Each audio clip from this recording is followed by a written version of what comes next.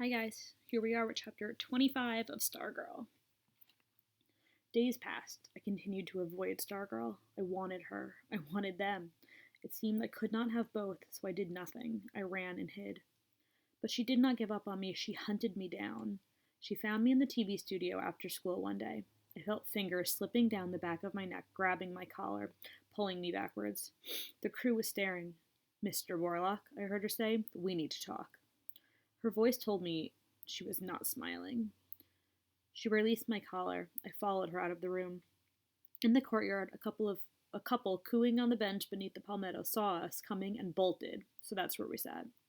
"So," she said, "are we breaking up already?" "I don't want to," I said. "So why are you hiding from me?" I forced to face her, forced to talk. I felt my gumption rising. "Something's gotta change," I said. "That's all I know." "You mean like change clothes or change a tire? Should I change the tire on my bike? Would that do it?" "You're not funny. You know what I mean." She saw I was upset. Her face got serious. "People aren't talking to me," I said. I stared at her. I wanted it to sink in. "People I've known ever since we moved here. They don't talk to me. They don't see me." She reached out and rubbed the back of my hand with her fingertip. Her eyes were sad. "I'm sorry people don't see you. It's not fun not being seen, is it?" I pulled my hand away. "Well, you tell me what it's like. Doesn't it bother you that nobody wants to talk to you?"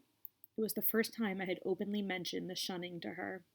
She smiled. "Dory talks to me. You talk to me. Archie talks to me. My family talks to me. Cinnamon talks to me. Senor Seguro talks to me. I talk to me." She cocked her head and stared at me, waiting for a responding smile. I didn't give it. "Are you going to stop talking to me?" "That's not the question," I said. "What is the question?" "The question is—" I tried to read her face, but I could not. "What makes you tick? Now I'm a clock?" I turned away. "See, I can't talk to you. It's just a big joke." She put my face between her hands and turned me to her. I hoped people were not watching from the windows. "Okay, serious now. Go ahead. Ask me the tick question again, or any question, or any other. Any question at all." I shook my head. "You just don't care, do you?" That stumped her. Care? "Leo, how can you say I don't care?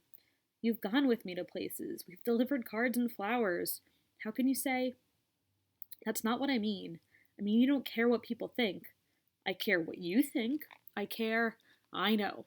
You care what Cinnamon and Senor Cigaro think. I'm talking about the school, the town. I'm talking about everyone." She sniffed around the word. "Everybody?" "Right.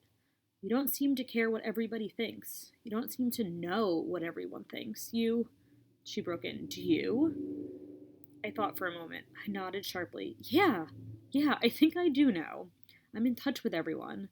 I'm one of them. How could I not know? And it matters?" "Sure it matters. Look." I waved my arm at the school around us. "Look what's happening. No one talks to us. You can't just not give a hoot what anyone thinks. You can't just cheer for the other team and expect your own school to love you for it." Words that I have been thinking for weeks rolled off my tongue now. Kovac. Kovac, for God's sake. What was that all about? She was baffled. "Who's Kovac?"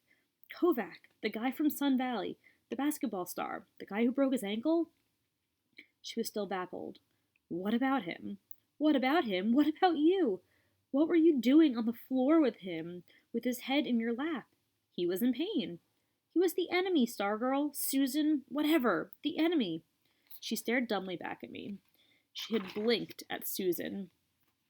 There were 1,000 Sun Valley people there. He had his own people to take care of him, his own coaches, his own teammates, his own cheerleaders' laps. And you had your team to worry about. I was screeching. I got up and walked away. I came back, leaning into her. "Why?" I said. "Why don't you just let him be taken care of by his own people?" She looked at me for a long time, as if in my face she could find herself, explained. "I don't know," she said dimly at last. "I didn't think. I just did." I pulled back. I was tempted to say, "Well, I hope you're satisfied because they hate you for what you did." But I didn't have the heart. Now I was feeling sorry for her. I sat back down beside her. I took her hand. I smiled. I spoke as gently as I could. "Stargirl, you can't just do things the way you do. If you weren't stuck in homeschool all your life, you'd understand. You can't just wake up in the morning and say you don't care what the rest of the world thinks." Her eyes were wide, her voice peepy like a little girl's. You can't? Not unless you want to be a hermit. She flicked the hem of her skirt at my sneaker, dusting it. But how do you keep track of the rest of the world? Sometimes I can hardly keep track of myself. It's not something you even have to think about, I said. You just know, because you're connected. On the ground, her bag shifted slightly. Cinnamon was stirring.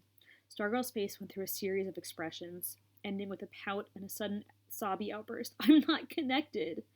She reached out to me and we hugged on the bench in the courtyard and walked home together. We continued this conversation for the next couple of days. I explained the way of people to her. I said, you can't cheer for everyone. She said, why not? I said, a person belongs to a group, and you can't belong to everyone. She said, why not? I said, you just can't barge into a funeral of a perfect stranger. She said, why not? I said, you just can't. She asked why. I said, because. I said, you have to respect other people's privacy. There's such a thing as not being welcome. I said not everyone likes having someone with a ukulele sing happy birthday to them. They don't, she said.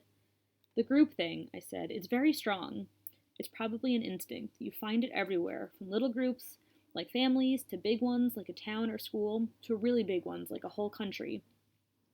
How about really, really big ones, she said, like a planet. Whatever, I said. The point is, in a group, everyone acts pretty much the same. It's kind of how the group holds itself together. Everyone, she said. Well, mostly, I said. That's what jails and mental hospitals are for, to keep it that way. You think I should be in jail? She said. I think you should try to be more like the rest of us, I said. Why? She said. Because, I said. Tell me, she said. It's hard, I said. Say it, she said. Because no one likes you, I said. That's why. Nobody likes you. Nobody, she said. Her eyes covered me like the sky. Nobody? I tried to play dumb, but it wasn't working. Hey, I said, don't look at me. We're talking about them. Them. If it was up to me, I wouldn't change a thing. You're fine with me the way you are. But we're not alone, are we? We live in a world of them, like it or not. That's where I try to keep it, on them. I didn't mention myself. I didn't say do it for me. I didn't say if you don't change, you can forget about me. I never said that. 2 days later, Stargirl vanished.